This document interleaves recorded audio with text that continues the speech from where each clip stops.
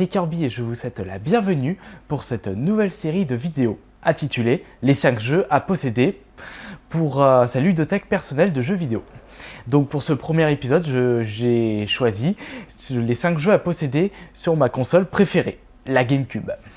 Alors vous allez me demander, mais sur quels critères je me suis basé pour choisir ces 5 jeux?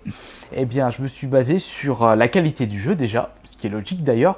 Je me suis basé sur le genre, au moins prendre un genre différent sur les 5 jeux, des genres où on s'amuse tout de suite, assez connus, pas trop compliqués, donc pas prise de tête. Donc vous ne verrez pas des genres, genre réflexion, Tetris sur les 5 jeux possédés. Ensuite, je me suis basé sur si c'est une exclusivité console ou pas.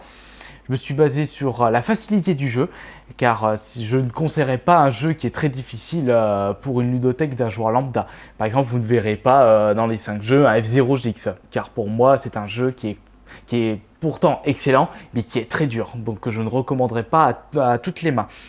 Je me suis aussi basé sur si ce jeu a été réédité ou pas par la suite, car s'il a été réédité sur une console plus récente, autant prendre la version plus récente. En plus, je pense qu'on peut le trouver moins cher. Je prends exemple par exemple de Resident Evil 4, que je n'ai pas pris dans les 5 jeux GameCube, parce qu'on peut le trouver pour 10-15 € en version HD, donc je conseillerais plutôt la version HD plutôt que la version non HD.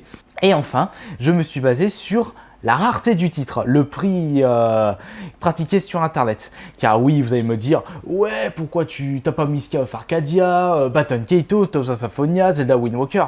C'est vrai que les jeux que je vous ai cités, mis à part Zelda Wind Walker, ce sont des jeux que je conseillerais à beaucoup de personnes qui adorent le genre RPG Jap. Mais le problème, c'est que regardez les prix pratiqués sur internet et la rareté aussi. Je vais pas conseiller un jeu qui se vend à 60 € minimum.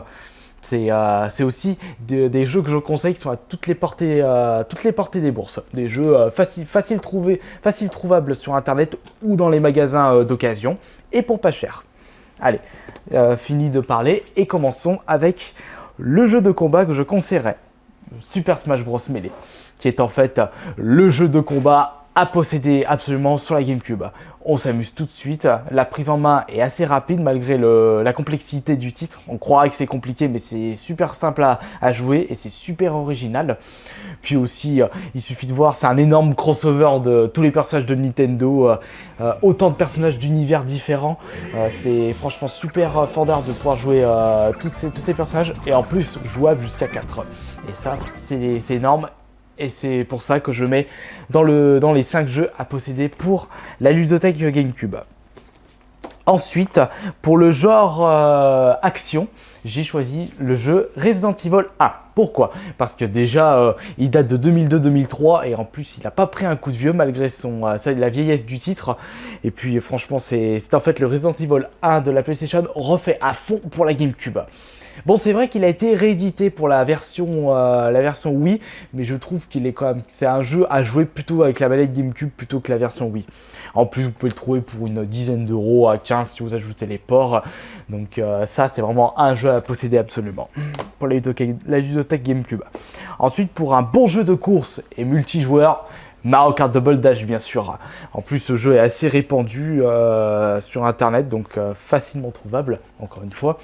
Et ça, c'est vraiment le jeu à posséder pour vos parties, pour vos soirs entre potes. Si vous pouvez, avec la GameCube, vous vous amusez tout de suite. Jeu de course 4 joueurs, c'est un Mario Kart. Un Mario Kart à posséder pour la GameCube. Même que je conseillerais presque tous les Mario Kart pour toutes les consoles Nintendo. On verra ça avec les prochains épisodes sur la 64 ou la Super Nintendo par exemple. Et un petit jeu d'aventure bien sûr pour sa ludothèque GameCube. Je choisirais Star Fox Adventure. Oui, c'est vrai que j'aurais préféré mettre Mario Sunshine, mais c'est pas le meilleur Mario et en plus il commence à devenir un petit peu cher sur internet. Celui-là, vous pouvez le trouver moins cher et puis c'est tellement peu répandu de pouvoir jouer un jeu d'aventure avec Fox McCloud. D'habitude, on joue avec ce personnage sur Super Smash Bros ou dans les avions, mais pas à pattes. Et pour pouvoir contrôler Star Fox dans un jeu d'aventure, déjà, rien que de ce point-là, c'est assez original. Et ce jeu est franchement énorme et original au final. Je me répète. Et enfin, le cinquième jeu que je conseillerais pour la GameCube, c'est Metroid Prime. Bon, c'est vrai qu'en ce moment, il coûte un petit peu, il devient un petit peu rare. Donc, si vous n'avez toujours pas joué à ce jeu, profitez-en tout de suite parce qu'il commence à devenir un petit peu coté. Et puis, ça, c'est vraiment pour le genre FPS. Et pourquoi je choisis ce jeu comme FPS? Parce que c'est vraiment déjà le mélange FPS aventure. Et puis vous avez aussi 2-3 petites phases de plateforme qui sont assez standards, drôles. Puis ça c'est vrai qu'ils ont réédité ce jeu pour la version Wii avec la Wiimote. Mais le problème c'est que la version Wii, la trilogie, elle coûte assez cher. Donc c'est un petit. Et puis le Metroid Prime 2 c'est pas forcément le meilleur. Le meilleur Metroid Prime c'est le 1. Et pouvoir jouer avec Samus, c'est génial en tout cas. Donc voilà. Ça, ce serait les 5 jeux que je conseillerais pour un joueur lambda, entre guillemets, qui devrait posséder pour sa collection, enfin sa ludothèque, pardon, GameCube. Donc nous avons Metroid Prime, Star Fox Adventure pour le jeu d'aventure, Mario Kart pour le jeu multijoueur et course, Resident Evil pour le jeu genre action, et Super Smash Bros pour le genre combat. Donc vous me direz, est-ce que vous êtes d'accord avec mon avis, avec mon choix? Est-ce que vous penserez qu'il y aurait d'autres jeux à conseiller pour un joueur occasionnel pour sa ludothèque GameCube? C'est à vous de voir. Mais attention, ne me dites pas encore une fois des Tales of Symphonia ou Button Kaitos parce que je vous répète que ceux-là, ils sont devenus rares et assez chers sur Internet.